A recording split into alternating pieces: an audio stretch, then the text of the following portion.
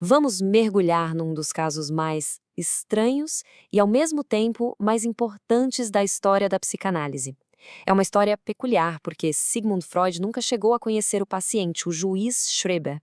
Mesmo assim, ele tentou desvendar os segredos daquela mente, analisando unicamente o diário que o próprio juiz escreveu sobre sua loucura. E essa citação já nos joga direto no centro desse universo, um mundo completamente surreal na mente do juiz Daniel Paul Schreiber. É um lugar onde a biologia, a lógica, tudo que a gente conhece, parece que simplesmente não se aplica mais. Mas afinal, quem era o homem por trás dessas ideias? É importante entender que ele não era um paciente qualquer. Ele era o presidente de um tribunal de apelação, ou seja, uma mente jurídica brilhante. E é exatamente esse contraste que faz o caso ser tão fascinante. A lógica da profissão dele contra a fantasia completa da sua psicose. A vida do Schreiber foi marcada por 3 grandes crises mentais. A primeira foi mais curta, ele se recuperou bem, mas a segunda foi desencadeada por uma promoção importante no trabalho. E foi aí que seu complexo mundo de delírios realmente tomou forma. Foi nesse período, inclusive, que ele escreveu suas memórias. Depois disso, uma terceira crise o acompanhou até o fim da vida. E que mundo era esse que ele construiu na cabeça? Bom, era um mundo onde ele era o último homem na Terra, cercado por figuras que ele chamava de homens improvisados. Ele acreditava que se comunicava direto com Deus e que tinha uma missão divina, que era se transformar em mulher para ser fecundado pelo próprio Deus e dar à luz uma nova humanidade. A grande questão é, de onde podem vir delírios tão detalhados, tão esquisitos? E aqui entra em cena o nosso investigador, Sigmund Freud. Como já foi dito, ele nunca encontrou o juiz Schreber pessoalmente. O único acesso que ele tinha a essa mente tão complexa era um livro, as memórias que o próprio Schreber publicou. E foi justamente o método do Freud que tornou esse caso tão famoso e, claro, tão controverso. Ele se propôs a analisar a paranoia de um homem que nunca viu, baseando-se só nas palavras que ele escreveu. Freud não estava analisando um paciente no divã, ele estava analisando um texto. Certo. Então, qual foi a primeira grande pista que Freud encontrou? Ele achou num pensamento que o Schreber teve um pouco antes da sua segunda grande crise. Um pensamento que, à primeira vista, parece inofensivo, mas que, para Freud, continha a semente de todo o delírio que viria depois. Tá aí. Para Freud, esse pensamento foi o estopim de tudo.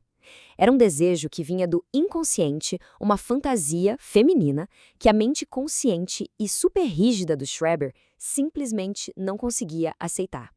E o que acontece quando a mente não consegue lidar com um desejo? Bom, ela precisa se defender. Isso nos leva direto para a teoria central de Freud sobre a paranoia.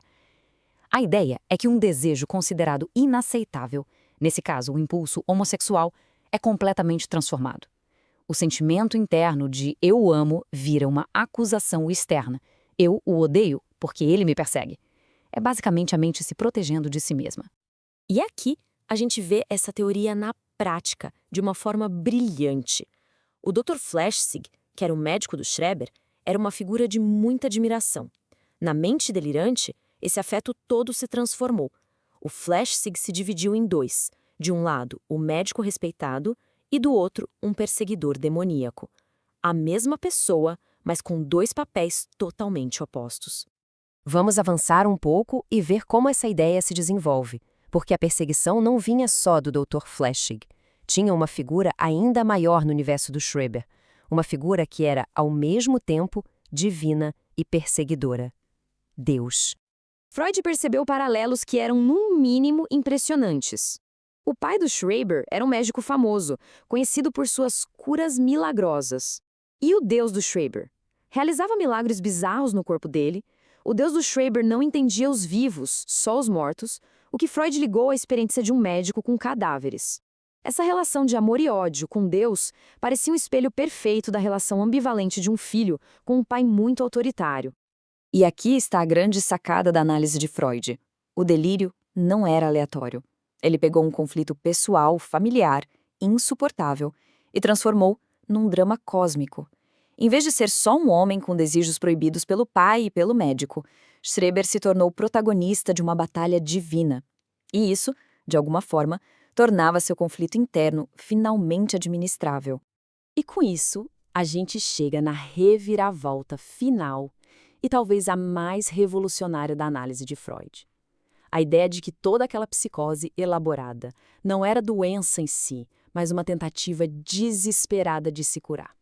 Nas palavras do próprio Freud, a loucura não é só destruição, ela é também um esforço para reconstruir um mundo que internamente desmoronou.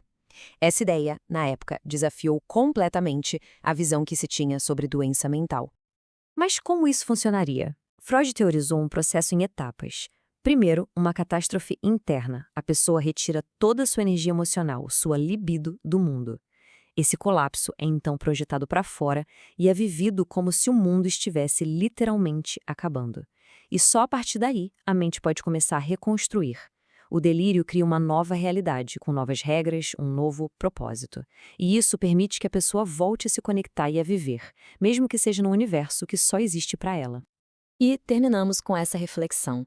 A jornada bizarra de Schreber, quando a gente olha através da lente de Freud, não é vista só como um colapso. Ela vira um testamento da capacidade poderosa, criativa e às vezes aterrorizante que a mente humana tem de se curar, de construir um mundo novo quando o antigo se torna simplesmente insuportável.